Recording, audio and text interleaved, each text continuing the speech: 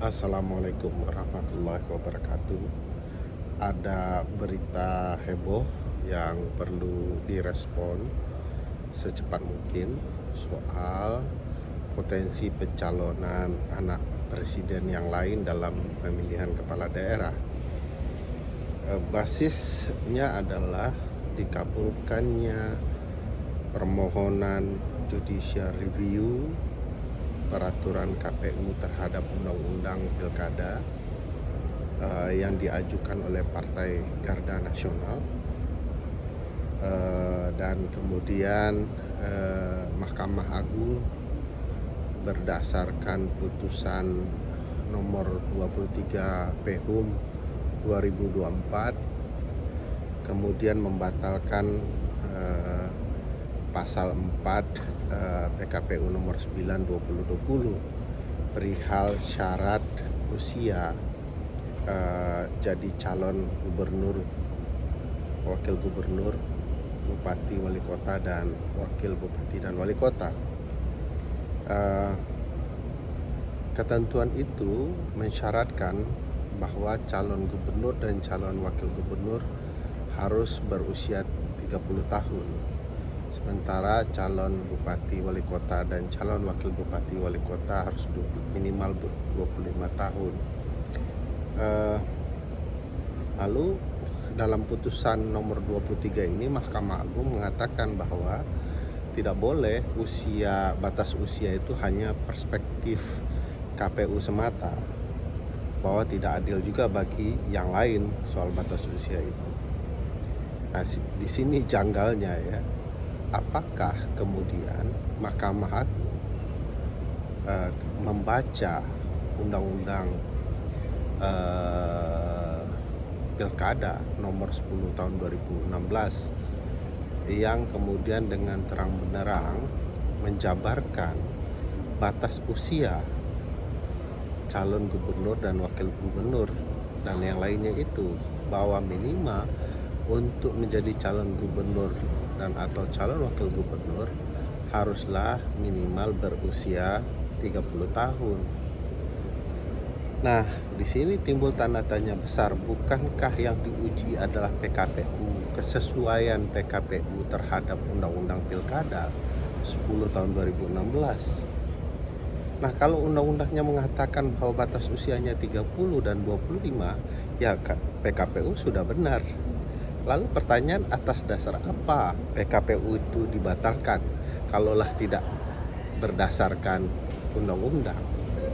Sama dengan halnya dalam perkara di MK, kalau undang-undang dasar sudah eksplisit mengaturnya, tidak ada alasan lain apapun ya oleh mahkamah kemudian menafsir ulang isi teks yang sudah ada di undang-undang dasar.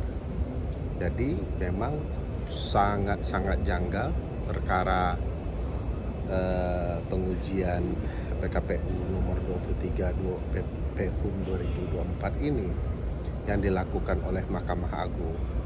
Siapa yang hendak disasar agar kemudian dengan pembatalan ini seseorang dapat diuntungkan?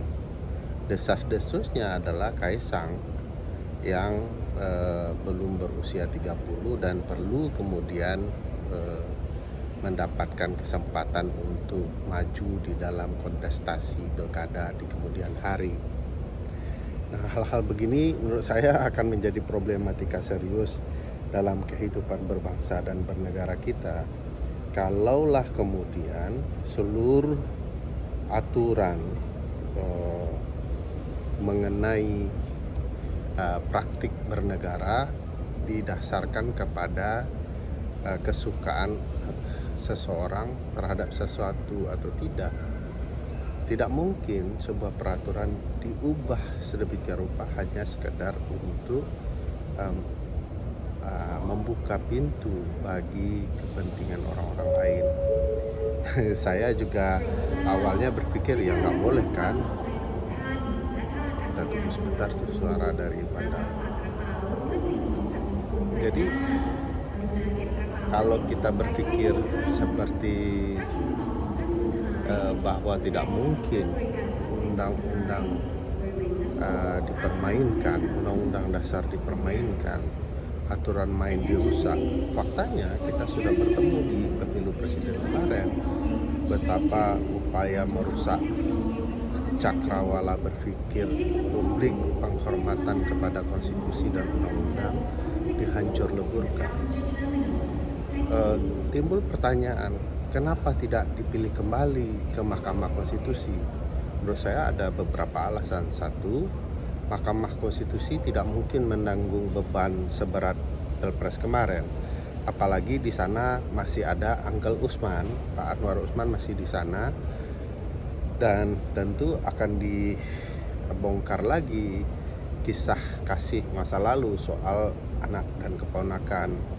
Nah, kalau ini dilanjutkan di sana tentu akan berat sekali beban Mahkamah Konstitusi. Orang kembali mempertanyakan Mahkamah Konstitusi, potensi paman diberikan sanksi akan muncul lagi, atau setidak-tidaknya paman juga tidak boleh menyidangkan perkara ini karena ini masih konflik kepentingan yang sama dan lain-lain. Lainnya, Mahkamah Konstitusi sudah pernah memutus perkara yang berkaitan dengan pasal 7 Undang-Undang 10 2016 ini mengenai syarat usia calon gubernur dan calon wakil gubernur serta calon bupati, wali kota serta calon wakil bupati dan wali kota tersebut. MK tegas dengan pendiriannya bahwa norma itu diatur open legal policy yang kemudian tidak boleh dipermasalahkan kecuali pembentuk undang-undang memperbaiki kealpaan atau berubah pikiran untuk kemudian mengubah kembali syarat batas usia itu. Tadi hampir tidak mungkin di Mahkamah Konstitusi lagi, tapi apa yang dilakukan di Mahkamah Agung betul-betul bermasalah. Tidak membaca undang-undang kah mereka? Tidakkah mereka mengetahui konsep judicial review terhadap PKPU atau peraturan perundang-undangan di bawah undang-undang terhadap undang-undang? Apa kemudian yang harus dilakukan dalam proses pengujian? Bahwa apa yang sudah diatur di undang-undang kalau sudah berkesesuaian dengan peraturan yang berada di bawah undang-undang seperti peraturan KPU itu, maka dia tidak ada masalah. Dia peraturan teknis yang tidak melabrak ketentuan undang-undang.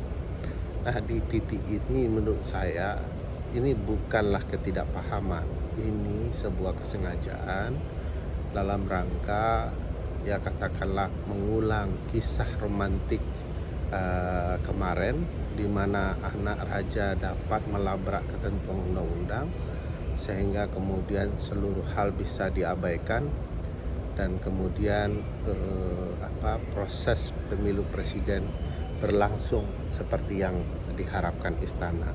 Dan kali ini itu terjadi lagi, hanya saja hemat saya kalaupun ini politis kenapa tidak dilakukan jauh-jauh hari, kenapa menjelang pertandingan lagi, seolah-olah tidak berhenti-hentinya menyiksa perasaan politik publik ya di tengah deru kekacauan peraturan lainnya seperti undang-undang penyiaran, ada tiba-tiba tapera, tabungan penyiksa rakyat ya, tapera, dan berbagai peraturan yang menurut saya hanya bicara kepentingan politik sesaat. Kalau sebuah peraturan disesuaikan dengan keinginan politik semata, maka alangkah memalukannya kita berhukum. Peraturan itu diikutkan atas dasar keinginan penguasa, bukan atas dasar keinginan dan kepentingan rakyat banyak. Nah, ini menurut saya jadi problematika serius kalau kita perhatikan bagaimana cara peradilan menegakkan hukum. Peradilan sudah menjadi alat kekuasaan yang katakanlah ya dengan semena-mena membiarkan apa yang seharusnya dilakukan menjadi apa yang diinginkan oleh orang-orang yang berkuasa. Nah, di titik ini bukan tidak mungkin bahwa ketidakadilan seperti ini akan dirasakan begitu menyakitkan bagi publik, dan pada suatu waktu ketidakadilan ini akan meruyak berbagai hal ya, akan berdampak ke berbagai hal, dan itu bisa mengganggu keberlanjutan proses bernegara. Mungkin banyak orang yang mendiamkan karena sisi permisifnya, pragmatis semata cara berpikirnya. Yang penting kekuasaan mereka bisa nikmati, bisa dapatkan, tidak bicara apa yang bisa dinikmati rakyat banyak. Nah, saya agak khawatir dengan keberlanjutan pemilu kita, terutama pilkada yang akan menjelang pada November nanti. Tentu ini akan berdampak tidak sekedar kepada daerah-daerah, tetapi juga akan berdampak menyeluruh bagi ketatanegaraan kita.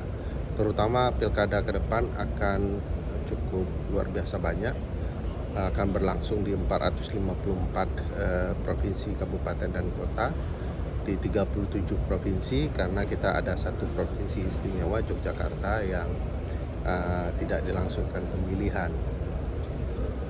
Ya, ini bagi saya ya, Yogyakarta dengan sejarah keistimewaannya, dengan berbagai cara berpikirnya, adat budaya yang sudah menjadi catatan sejak awal Republik ini berdiri, ya diperbolehkan karena fair. Itu dimulai pembentukan undang-undangnya di awal kemerdekaan bahkan ya, bicara keistimewaan Yogyakarta.